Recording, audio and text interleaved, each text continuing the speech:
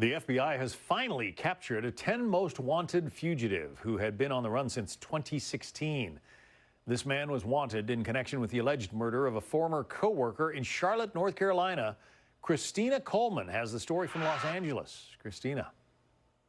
John, a man who was on the FBI's 10 most wanted fugitives list for years was arrested on Friday in Mexico. Authorities identified the suspect as Alejandro Castillo, a 27-year-old who was born in Arizona with family ties to Phoenix. He was wanted in connection to the 2016 murder of his former co-worker, 23-year-old Sandy Lee Lay, in Charlotte, North Carolina. Authorities say Castillo was 17 years old when he allegedly killed Lay.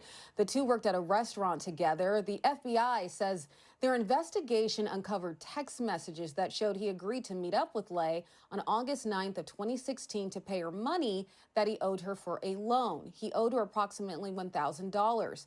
Authorities say instead of paying Lay, Castillo killed her, as FBI officials explained on a podcast detailing this case. They believe Castillo fatally shot Lay sometime after forcing her to withdraw money from an ATM. Afterwards, investigators believe Castillo drove Lay to a wooded area outside of Charlotte, where he allegedly shot her in the head and dumped her body in a ravine. Authorities say Castillo fled the scene in Lay's car and left it at a bus station in Phoenix on August 15th of 2016. He was seen on surveillance video crossing the border in Nogales, Arizona into Mexico the next day. Also, two other people were arrested the following year for accessory charges related to murder in connection to this case. My condolences to the young lady who lost her life here in this situation. And he thought he got away with it. So, young lady, they worked together and loaned him about $1,000. Instead of him, being a man and paying it back, he chose to, rob her, have her go to the ATM, withdraw money. So he, basically robbed her, and he killed her. Couldn't have been that much money, but it's $1,000 isn't enough to do this type of thing, man. And you gotta be careful who you try to loan money to. And I'm not sure if they had any type of relationship or what the circumstances of the relationship was, but it was very senseless. Definitely wasn't worth it, and he thought he got away with it. This happened in 2016, and 10 years later, they're just now nabbing him. He was on the fugitive list, and they just didn't give up until they got the guy. So this goes to show no matter, where you go, you cross over into Mexico and thought he was getting away, but, they still found a way to catch him. And very, very sad. Killed a young lady and dumped her body in a ravine, take a car and drive it across the country to Phoenix. And just very sickening, man. People are, you know, you know, very, very sick. And like I said, this happened over 10 years ago. So, it's just another act of senseless violence. And again, happy that the authorities was able to get this guy because he was out in the world, could do the same thing again.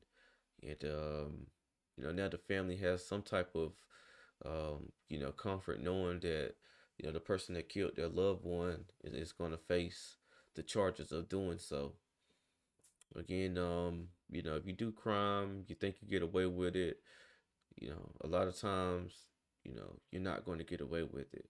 Maybe a small percentage of people will actually do something and actually get away with it, but majority of the time, you're not going to get away with it. And again, my condolences to the family. Just very, very senseless.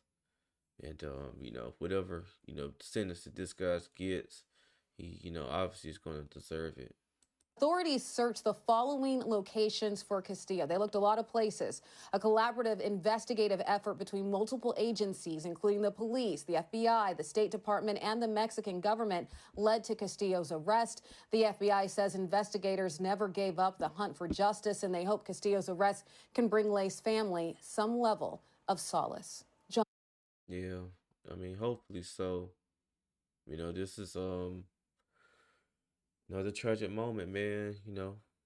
Um, people taking advantage of people. You got to be careful who you're dealing with out here. Again, you never know what's on people's minds or the mental capacity that they have. But you know, someone coming to ask you for $1,000 and you're kind enough to loan it to them. You got to know you either not going to get that money back, or you know, if you do try to get that money back, then you know maybe something bad could happen to you. So sad to say, but you can't really loan people money like that these days. You know, and like again, this was 10 years ago.